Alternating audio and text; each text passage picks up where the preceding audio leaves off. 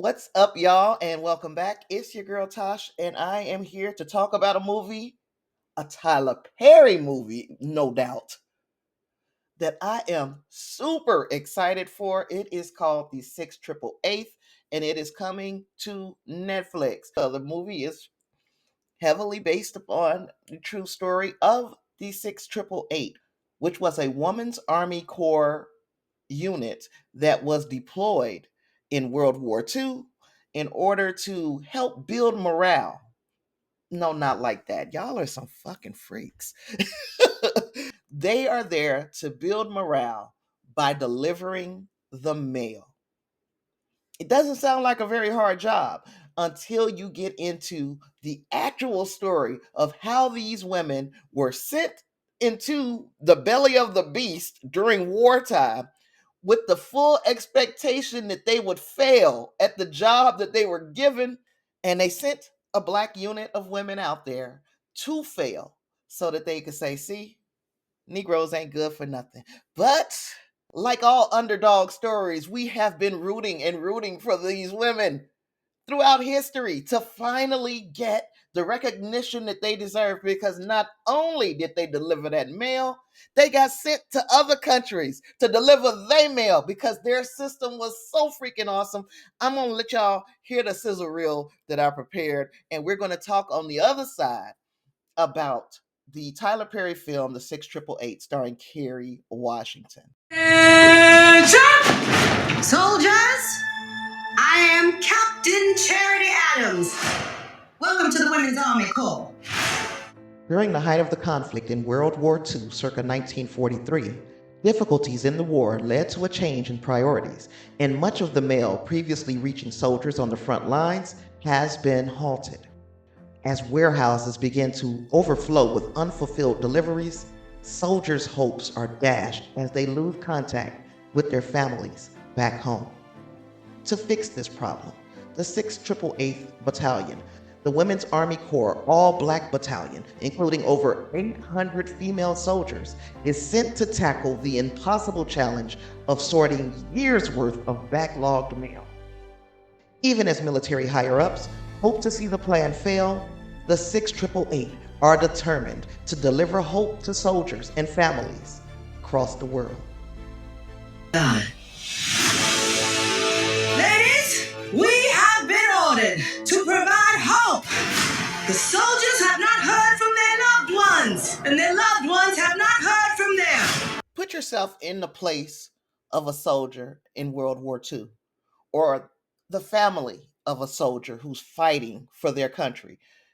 If you have not heard from them in over a year, what is your first thought?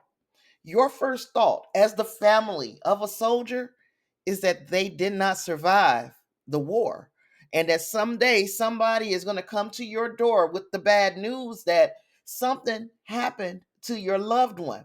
On the other side, you're not getting any letters from home, even though you're sending letters out, because you don't know as a soldier that the mail has been backlogged for years. So you're thinking that your family has moved on without you.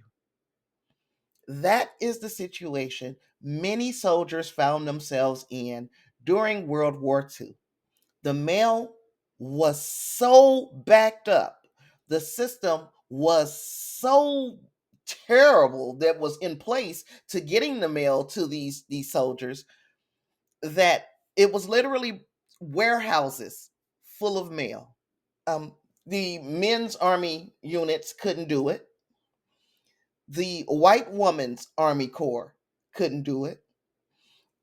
They sent out the women's army corps of black postal workers, and they went and they saw a task that looked monumental, but they still went in and did their due diligence, and their due diligence was enough that they finished.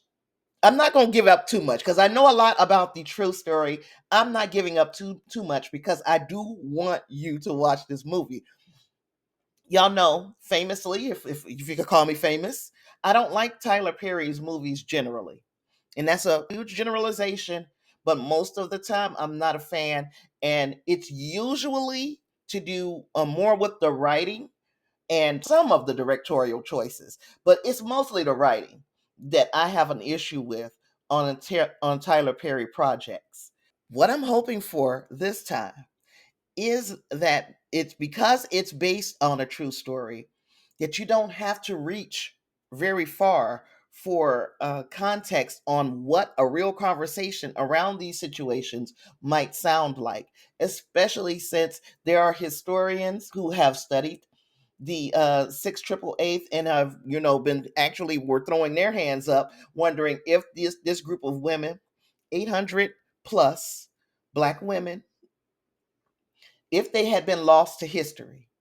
So now we know if there are a few living members of the 6 triple eight left, they also could have lended a hand to Tyler Perry and to making sure that we keep this dialogue real. But no matter what, this is a Tyler Perry movie that I will be watching. It's coming on Netflix December 20th. I'm going to be seated because number one, I really want a reason to stop kicking Tyler Perry in the butt. I really do. I don't come out here every time he puts a movie out and tell you why I'm not watching it. That's not how I operate. He has a fan base. Clearly, the man's a billionaire and he's doing big things in the film industry. There are enough people that are going to keep him afloat. So what do I look like coming on here every chance I get to shit on his movie? But the 6 triple eight could change all of that. When you look at the cast, just let's take a look at the cast. We talked about Kerry Washington. We have Ebony Obsidian. We have Oprah Winfrey.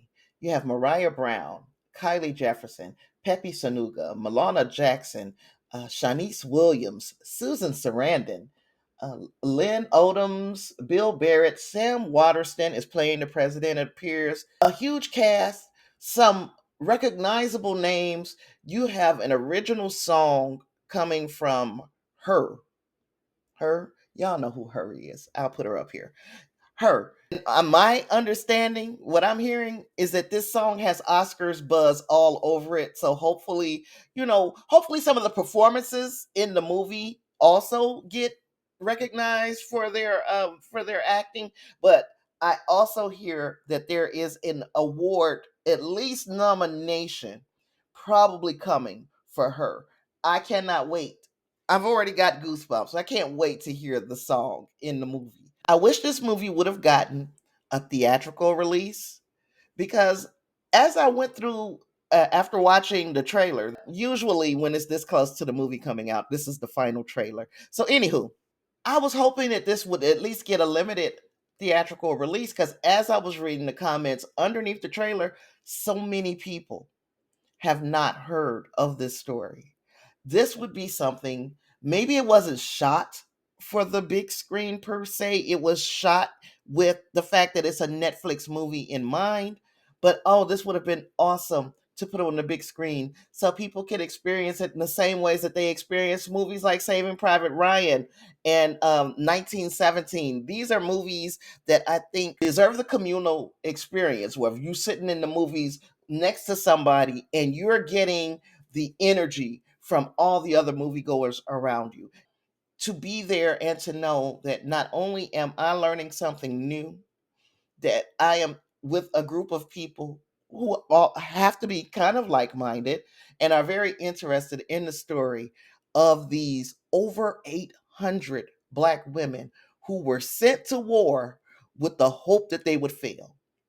So, December 20th, y'all know I'm going to be watching it and most likely I'm going to have thoughts. So, I look forward to watching it and I also look forward to sharing my thoughts with you. But on that note, do you plan on watching the 6 triple eighth?